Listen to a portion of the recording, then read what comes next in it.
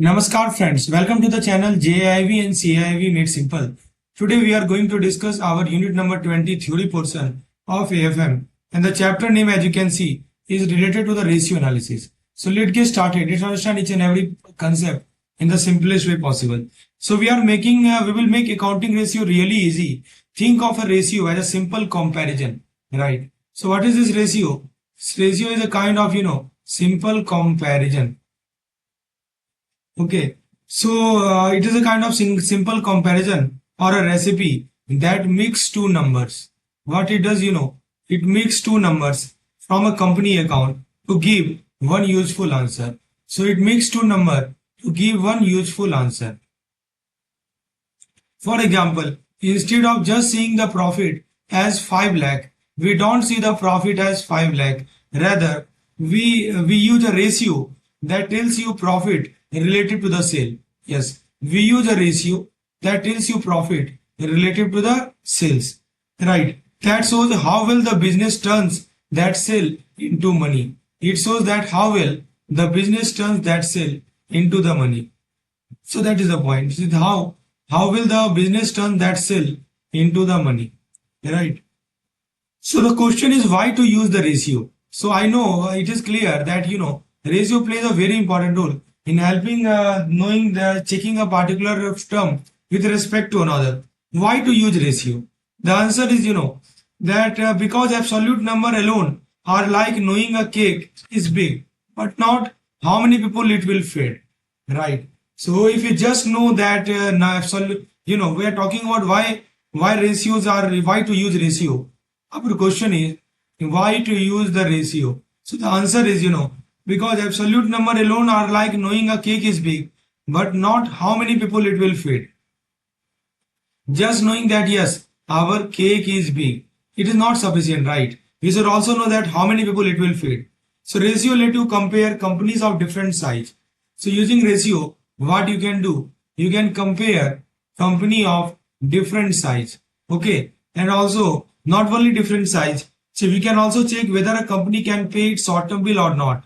And you can measure how fast asset like a stock or receivable move, right? So there are some asset, right? So there are some asset like stocks and receivable.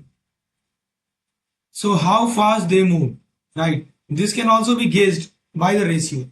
So ratio lets you compare company of different size, check whether a company can pay its short-term bill or not, and measure how fast asset like stock and receivable can move. So friends, remember there are some quick group to remember. Like profit and loss account, as you can see here, profit and loss account ratio, it shows how much profitable it is. Then we have balance sheet ratio. So balance sheet ratio, it shows the financial position. Then we have the composite ratio. Composite ratio, it mixes both. It mixes both, like profitability, turnover, activity, financial solvency, right? It mixes all of them into short-term liquidity and long-term solvency ratio, right? So basically, what are the uses of this ratio? And one more thing is that on another category is turnover activity, short-term solvency. Okay, short-term solvency means liquidity. Short terms indicate liquidity and long-term solvency ratio. Now, friends, this simplified statement they help compare the firm and over the time and assist planning and forecasting. But don't forget the limit. Ratio use past accounting number. They depend on accounting method. We cannot explain everything. They cannot explain everything by themselves. Right. So friends, what we have just discussed, let me just summarize. We started with the accounting ratios definition. So it is a number made by dividing one accounting figure by another to reveal the meaning. Right. So just like for example, let me give you one example. Like suppose I divided the profit by sale. Profit divided by sale, right? So it shows you how much profit you make from each rupees of the sale. Then the next point is the absolute figure, right? Here you can see absolute figure, which means raw number in a statement like 1 lakh. They tell size but not the performance. Yes, they don't tell you the performance, right? Then we have the profit and loss account ratio, as you can see here. Profit and account loss ratio. So basically it's combined profit and loss, balance sheet figure, everything. Okay, we will discuss in detail about the turnover ratio, everything in this particular chapter. So friends, let's revision points, quick revision points. Ratio turns raw number into meaningful comparison. Main group include profit and loss ratio, balance sheet ratio, composite ratio. Categories include profitability, turnover, activity, financial. What are the uses? Uses include, simplify report, compare firm, compare time period, and planning and forecasting. Right. Now, friends, let's look at this particular slide. We are discussing about the uses of the accounting ratios. So you can see, first of all, it simplify our financial statement. As you can see, simplification of the financial statement. Then inter-firm comparison. You can easily compare between two firms. Intra-firm comparison. Within a single firm, you can compare. Right. It helps in planning. It helps in forecasting. Right. Now, what are the limitations of accounting ratio? So today, let's talk about why a comparative study of financial statement is needed and what to watch out for. So you can think of the company account like a photo, right? You can think of the company account, right, like a photo. It is quite useful, right? But one picture does not tell the whole story. A comparative study means we put photos side by side, right? We put photos side by side as last year versus this year, right? Or this company versus a rival company, so that we can spot the real change. But there are limits. What are the limits? That financial statement does not show many non-financial things, right? So yes, there are the limitation of the financial statement. They don't show many non-financial things. So what are the non-financial things? Like take me example of brand reputation, right? So this brand reputation is not revealed by him. Or suppose customer happiness, how much happy our customer are. This is also not revealed, right? Or suppose another example, environmental damage. Environmental damage. This is also not revealed, right? And different company may follow different accounting rules. So these are the limitation, right? Like non-financial charge not being revealed. First point. Difference in the accounting policies, right? Different company follow different accounting rule, right? That's why global body is there like IASB. Have you heard the name of IASB? It is called International Accounting Standard Board, and Indian IAS, which is called Indian Accounting Standards. So they exist. They try to make the rules similar so that comparison are fairer. Still, ratios and numbers alone are now only give you the clue, not the full diagnosis, right? So it is very simple to understand that ratio as well as the number, they give you basically they try to make rules similar, right? So they give only clues. They will give you only clues. They will not give the full diagnosis.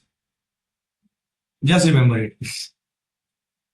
So a smart analyst will therefore scrutinize the account, note the difference in the accounting policy, make adjustment for one-time item, and use common size and trend comparison before drawing the conclusion. So remember, these are the key points to keep in the minds.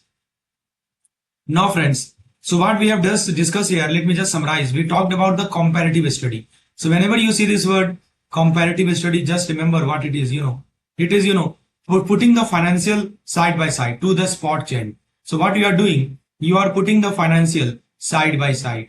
Okay. So which means, year or competitor. For example, you tell the sales. So you say that sales up 10% versus last year. Sales up 10% versus the last year. So it is good or seasonal.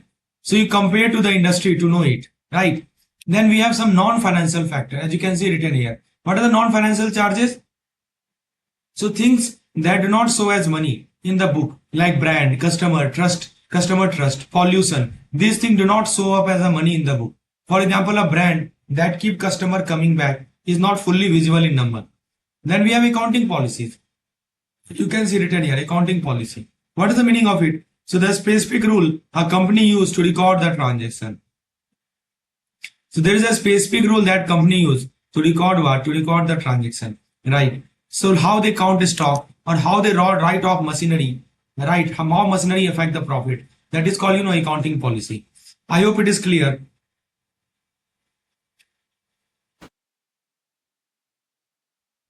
Now friends, the next is IASB. IASB is the International Accounting Standard Board. It is a global body that create common accounting rule so that company worldwide speak the same financial language. INDAS, it. This is the Indian standard that align financial reporting with the international practice. And then we talked about the financial analyst. You know it very well. That basically changes, they are the adjustment, right? Financial analyst adjustment. So these are the adjustment changes analysts make to make to the raw number to make comparison fairer, right? So revision points, let me summarize. First of all, we started with always compare with the like with like. Second points, financial statement miss many non-financial reality, so we should factor them in, right? Then we have different accounting policy can distort the ratio. So we should check, we should adjust it. IASB and INDAS, remember, they aim to standardize reporting, but differences still occur. Ratios are the clue, they are not the proof. So we should use the trend and the peer comparison. And finally, analyst must spot one-off and normalize earning before judging, right? So these are the key points. Now friends, let's talk about the window dressing. So we'll talk about some traps in the ratio analysis and how to avoid them. First one is the window dressing. What is the meaning of this window dressing? It means a company tides up number just before showing them to the outsider, so the report look better than the reality, right? So company clear the number, right? So that the report look better than the reality. That is called window dressing, right? It is like polishing a car before you sell it. The sign does not fix the engine, right? The sign will not fix your engine. Second is the price change over the time, right? So, the second point is the price change over the time, which means if a company bought machine 20 years ago at a lower price, so its depreciation look small today. Suppose a company bought a machine 20 years ago at a lower price, its depreciation look small today. They can hide the real cost. So the real cost may be hidden. Okay. To fix this, analysts use the current purchasing power. So what they use, to some key points. They use the current purchasing power, and they also use the current cost accounting method to bring the old number up to the today's term. See what I'm telling you, that if the company bought a machine 20 years ago at a lower price, its depreciation look small today. That can hide the real cost. So how to fix this? The analyst use the current purchasing power or the current cost method to bring the old number up to the today's term. Third, there are no universal perfect ratio. Remember, very, very important. There is no fixed standard or for ideal ratio, which means, what is ideal for a grocery store is different from what is ideal for a heavy engineering firm, right? So what I'm telling you, that what is ideal for a grocery store is different from what is ideal for the firm. So basically, what is the meaning of grocery store? Let's take example of grocery store. So it means, fast inventory turnover. Grocery store, have fast inventory turnover. And the second part, we have, a heavy engineering firm.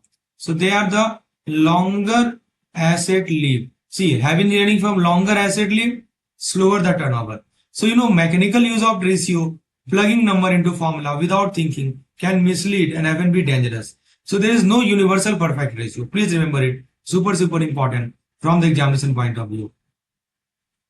Now, then we have, the next point that we have.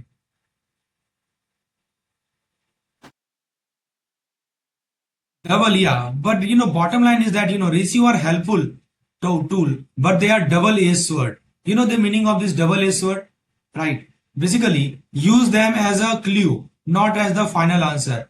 Always check for window dressing, adjust for price change when required, compare with the similar firm, and then apply the judgment. That is how ratio analysis help manager make smart decision, not replace their thinking. So friends, in this slide, what we have talked about, we started with the window dressing. What I told you about window dressing. So changing timing or presentation so that the result look better, like delaying unpaid bill until after the reporting date. That is called window dressing. Second point I told you about the price level change, which means, that inflation or deflation that make past money number not comparable to today's money. That is called price level change. Then we talk about CPP. What's the meaning of CPP? CPP means current purchasing power, right? So basically, what is the meaning of CPP? It means we are adjusting the old number using an inflation index so that they reflect the today buying power. Suppose take the case of 100 rupee, right? A decade ago may buy much less now. CPP fixes that. Then we have CCA. CCA is called, current cost accounting technique. So basically, it replaces historical costing with the cost to replace the asset today. Let me give you one example of CCA. Like suppose a machine which was bought for 50,000 rupee, right? Then might cost 2 lakh.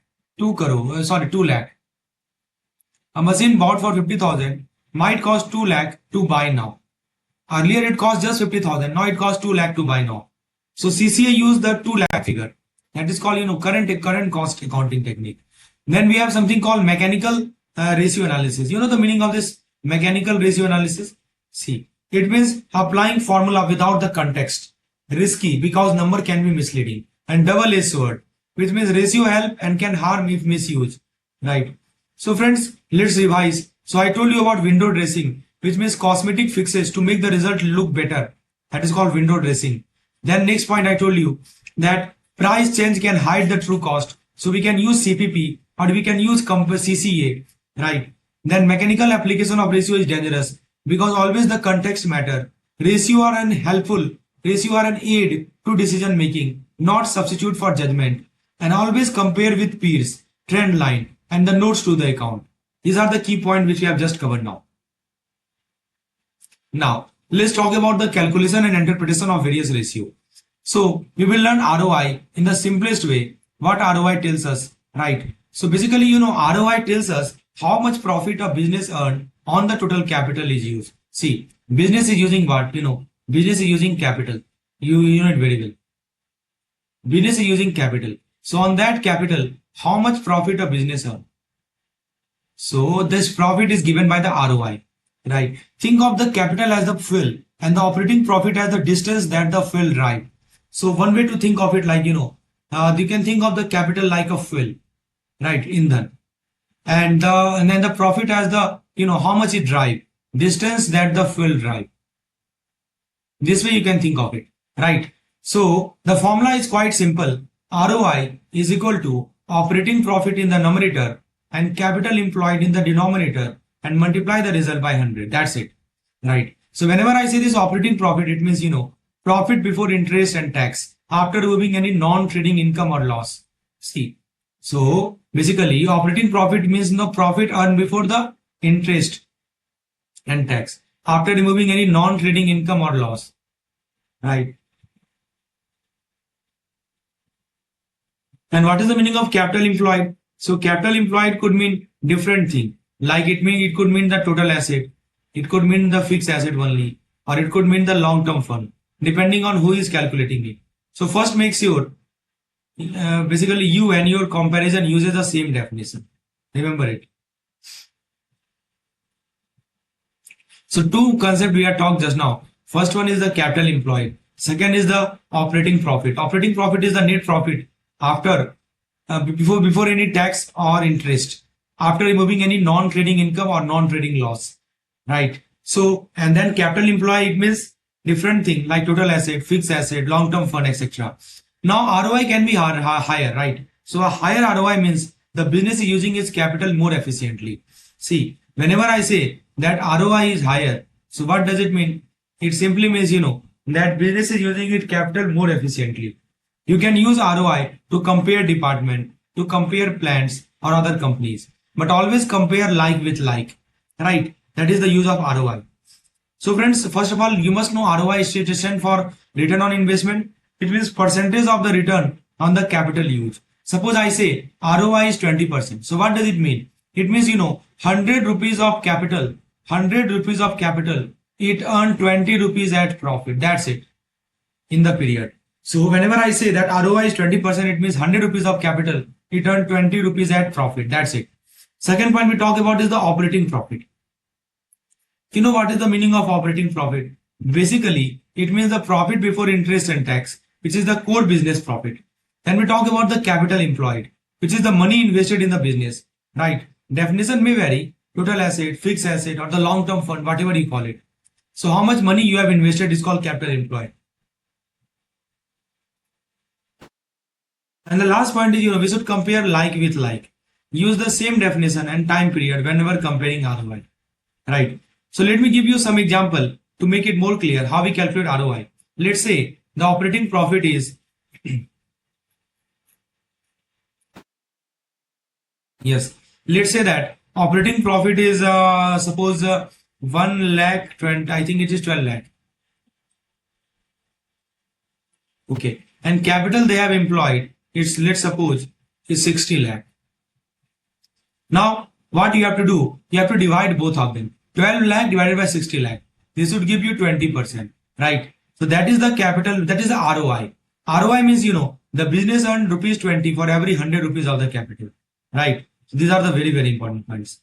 So what is the meaning of high ROI? Suppose our ROI is higher. It means, efficient use of capital, which is a good sign.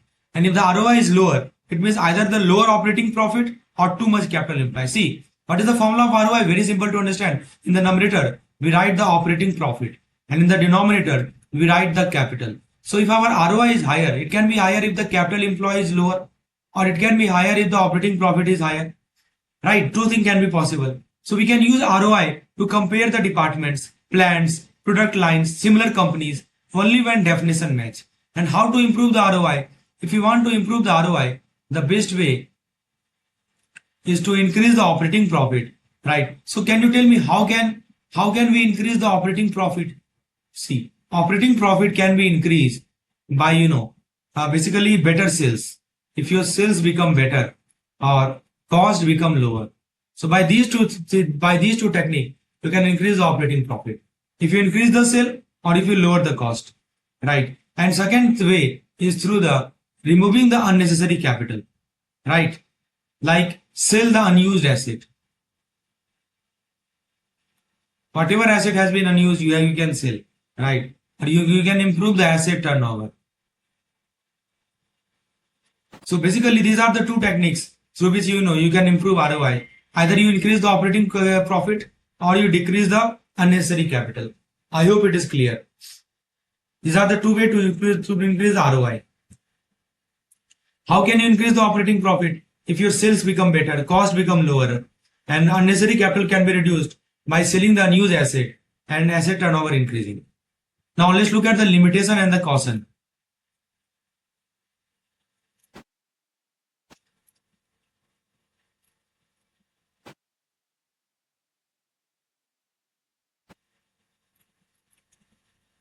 So friends, just remember the keywords ROI full definition, ROI formula you must know. What is the meaning of operating profit? Which means before interest and tax.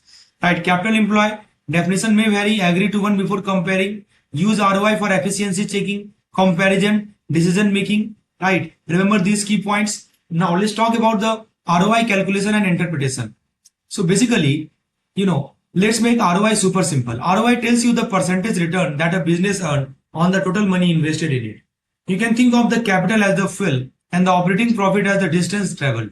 Yes, this interpretation is very important. So this capital you can think of like a fuel, right? And this capital as the capital you can think of like a fuel, and the operating profit as the distance traveled. So ROI, so how far each liter of fuel can take you.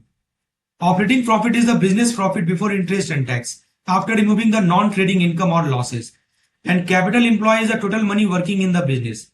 This can mean total asset or the long-term fund, depending on who is calculating. See, I'm talking about ROI. ROI has two terms. Operating profit means business profit before interest and tax, after removing the non-trading income or loss, right?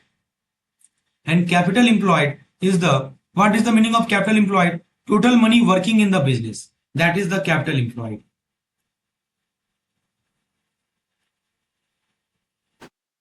Capital employed is, total money working in the business, right? So this can mean the total asset or the long-term fund, depending on who is calculating it. Now ROI higher. When ROI is higher, it means the business is using its money more efficiently, right? Efficient use, right? When ROI is higher, it means business is using the money more efficiently, right? Always use the same definition of capital when you compare to ROI. Remember it. So I hope we have understand that what is meaning of capital employed, what is the meaning of ROI. Here you will see some terms like equity capital, preference capital. Here you can see what is the meaning of equity capital. Owners money or shareholder fund. Preference capital means money from preferential shareholder. Reserves, what is the meaning of reserves? Reserves means retained profit set aside in the book. And debenture means long-term borrowing, which is a kind of debt, right? So I hope it is clear. We have already seen. So let me give you one example, right? This is a very, very important thing to understand it. Let's take one example to understand how do we go about calculating the ROI when these things will be given. Sometimes question will ask you, right? So let me give you one example to make it clear. Let's say our equity is 4 lakh rupees. Okay. Let's say our preference capital is 1 lakh rupees. Let's say reserves is 50,000 rupees. And finally debenture is 1,50,000 rupees. Okay, so how much will the capital employed? Add all of them. Equity, preference capital, reserves and debenture. All of them combined, they give the total capital employed. And operating profit, let's suppose, is 1,40,000. So how to go about calculating ROI? So just divide the capital by the operating profit. That's it. So that will give you ROI as 20%. Right? That is ROI. So higher ROI means better use of capital. Lower ROI means either the lower operating profit or too much capital is tied up. So we can use ROI to compare the department, plants or the similar company. To raise ROI, you increase the operating profit like raising the sale, cutting the cost or reduce the idle capital. Remember, these are the key points. I hope it is clear till now. Now friends, let's take one example to make this more clear. I think one example is given here. Like here you can see, in this case, suppose a company invest 5 lakh, right, in the business and earned the operating profit of how much? $1 lakh, right? The accounting define the capital employed. See, how does the accounting define? Accounting define the capital employed as the long-term fund. Okay. So some data have been given, like, share capital, they have given 2 lakh. Reserves, they have given 1 lakh. Long-term loan, they have given 1,50,000. Non-business asset, they have given 20,000. See, what I'm telling you, that whenever we calculate the capital employed, we always subtract the non-business asset, right? So how to go about calculating the capital employed? Add share capital, reserves and surplus, long-term loan, right? And you subtract the non-business asset, right? So if you add all of them, subtract the non-business asset, what would that give? It would give $4,30,000, right? So that is the capital employed. Now you have to calculate the ROI. How to go about calculating the ROI? It's quite simple. In the numerator, you write the operating profit. And in the denominator, you write the capital you have employed, right? In the denominator, you write the capital employed. So dividing both of them, that gives you the ROI, right? I hope it is clear. So we have talked about the ROI here. How much profit you earn for each dollar of capital, that is called ROI. We talked about the operating profit. Operating profit means core business profit before interest, before tax. And we also talk about the capital employed, which means the long-term money working in the business, like equity, reserves, long-term minus non-business. But remember, always subtract the non-business item, like we have subtracted here. These are the non-business asset. Most of the time, what we know, we forget this, but that is our mistake. We have to subtract the non-business asset, right? Please remember this.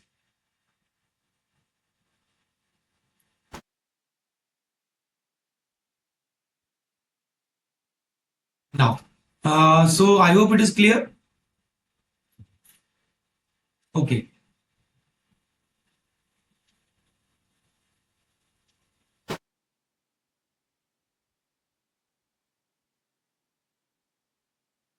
One more variation is here. Let me explain.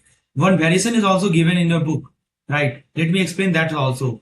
So, let's explain the 4 ratio ideas using a friendly example. Here we have the company called, ABC Inc. So they invested $1 lakh in a project and earned 10,000 operating profit, right? So $1 lakh they have invested, 10,000 they are earning. So their ROI would be 10%, which means for every $1 of capital, they earned $0.10 per year, right? Now see, one more important thing where we're talking. Now friends, let's take one example to make our concept more clear.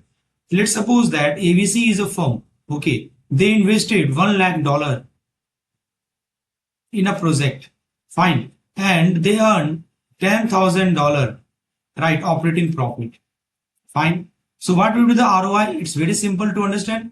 ROI will be 10,000 divided by 1 lakh, isn't it? So that would be how much? 10%. It means, for every $1 of the capital, they earned how much? They earned 0.10 this year. Now imagine one case that suppose this ABC borrowed this $1 lakh. This $1 lakh which they have invested, they have borrowed. Okay, they have borrowed at 8% interest. How much interest? At 8% interest, they have borrowed this amount. Now think about it. What will happen? Suppose if the project ROI, it stayed at 10%. So the interest cost is how much? How much is the interest cost? Very simple. 8% of 1 lakh, that is 8,000. This is the interest cost in terms of dollar, right? $8,000. Now, and the operating profit is how much? Operating profit is how much? 10,000. You can see this is the operating profit, right? So after paying interest, ABC is still keeping how much? $2,000. That is a positive sign. That is called positive spread. This is called spread. A spread means what? How much profit they are earning and how much they have to pay. So they are paying 8,000 and yet they are gaining $10,000. So their spread is how much? $2,000, right? Which is a good sign. But suppose that the project ROI is just 7.5%. Think about it. What would happen? So here in this case, operating profit will be how much? Operating profit will be $7,500, isn't it? $7,500 will be operating profit, and interest will be how much? So interest will be still $8,000, right? So in this case, they lose how much? They lose $500. That means, borrowing was a poor idea because ROI is less than the cost of the borrowing, right? So basically by comparing the interest cost or the borrowing cost, you can check whether the borrowing was a good idea or not. So you compare two items. You compare, right, ROI with respect to the borrowing cost, and this will tell you that whether it was a good idea or poor idea, right? You can see clearly written here. If the ROI is lower than the cost of borrowing, it may not be a wiser decision to borrow. Suppose ROI is 8%. Suppose ROI is 10% and the cost of borrowing is 12%. So obviously it is not a good idea, right? So this way you can also think about it. Now friends, let's switch our focus to the next topic that we have. It's called EPS, earning per share. See what happened. That ABC, like in the previous case, let's come back to the previous case. Take the case of ABC. So suppose that ABC from net profit they have. Suppose the net profit they have is $10 lakh. Okay, this is the net profit. And suppose total number of shares they have is 1 lakh. 1 lakh share they have. So what would be the EPS, earning per share? Very simple. How much they are earning per share? Just divide both of them. It will be $10 per share, isn't it? I hope it is simple to understand. So each share earned $10 this year. That is the point, right? Each share earned how much? Each share earned $10 this year. I hope it is clear. Next ratio we have is called PE ratio. That is called price earning ratio. So suppose, let me give you one example to make you clear what is this PE ratio all about. See, let's suppose that ABC market price is, $50 per share. That is the market price. And suppose that EPS is $10. Okay, so what would be the PE ratio? Very simple. Price per earning. Just write price in the numerator, $50. Earning they are getting $10. This would be 5. This tells you that market is paying $5 for every dollar of the current earning. Right? How much market is willing to pay? Market is willing to pay $5. For what? For every $1 of earning. So this is the earning. $1 is the earning. And how much market is paying? Market is paying $5. Now you can think about it. Suppose our PY ratio is higher. It means, higher growth expectation. And the PY is lower. It means lower expectation or a bargaining. Right? So just now we have discussed ROI. We have discussed, PY ratio. We discussed the EPS ratio. And lastly, we have the gross profit ratio. So I will explain that also. So ROI tells you how much profit you make from the money that you put in. Understand the difference. ROI tells you how much profit you make from the money that you put into the system. EPS is the profit allocated to each share. How much profit you have allocated to per share. That's why it is called per share. Right. And PY ratio sell how many dollar investor pay per dollar of the company earning. Right. So the key points you must keep in the mind. PYE always shows the market expectation. High PYE means higher future growth hope. Low PYE means lower expectation or undervaluation.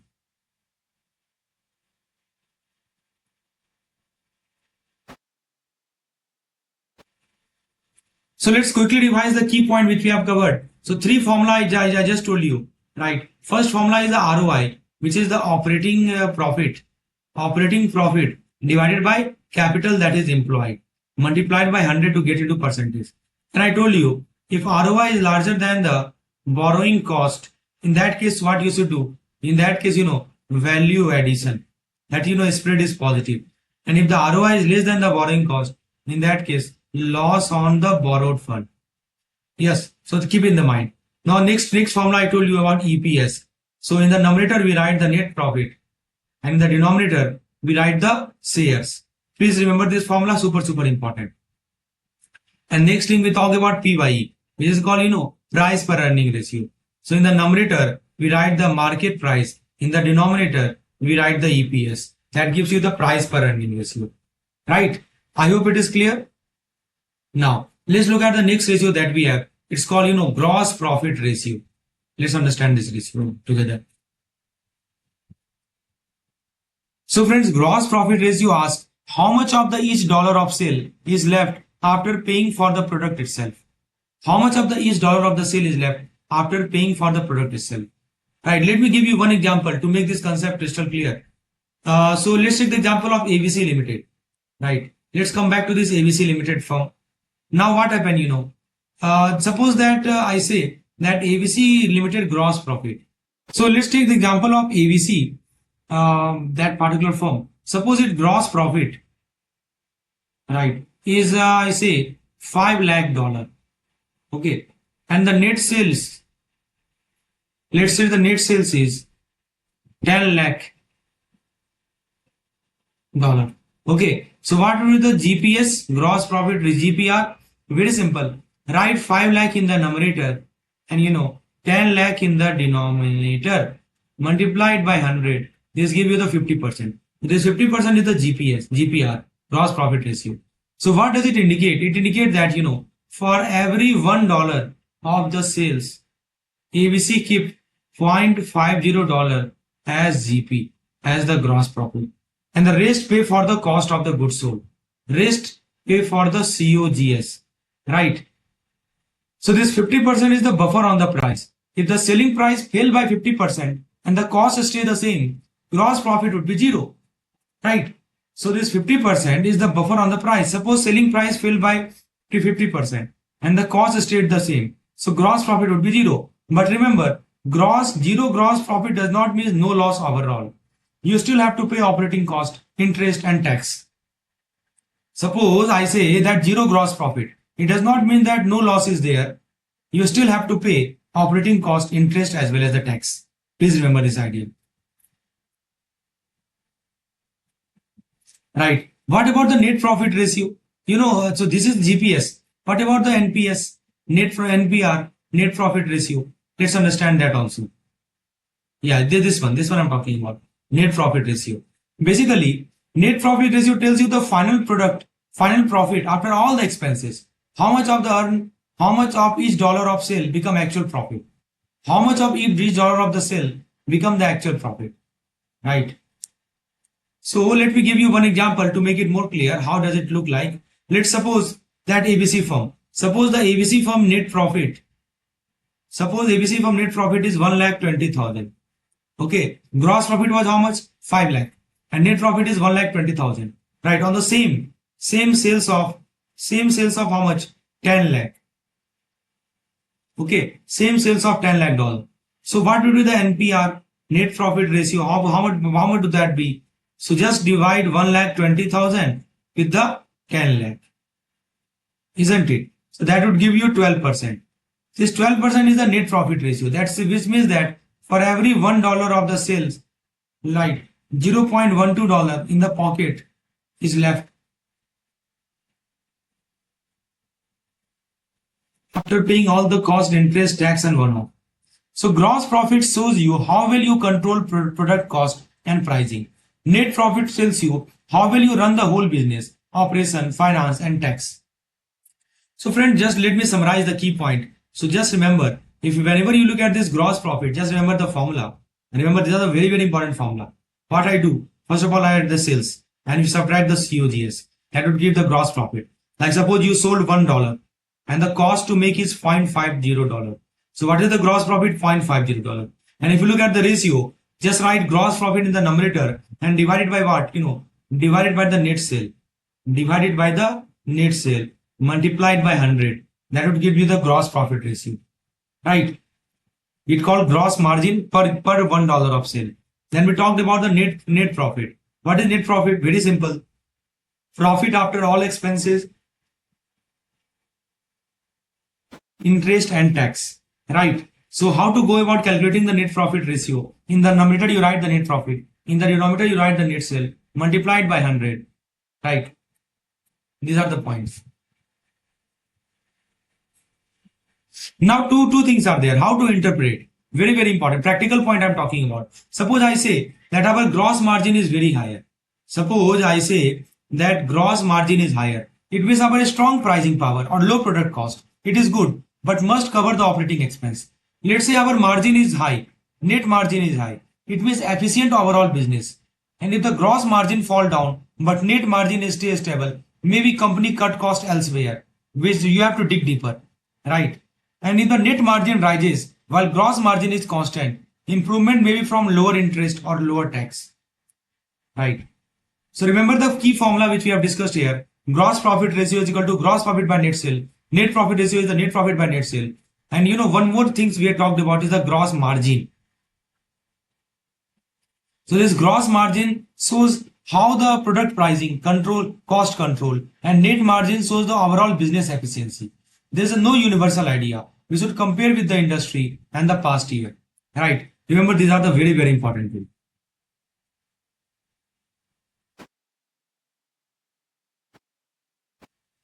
So friends, let's end the part 1 lecture here. In the next part, we will continue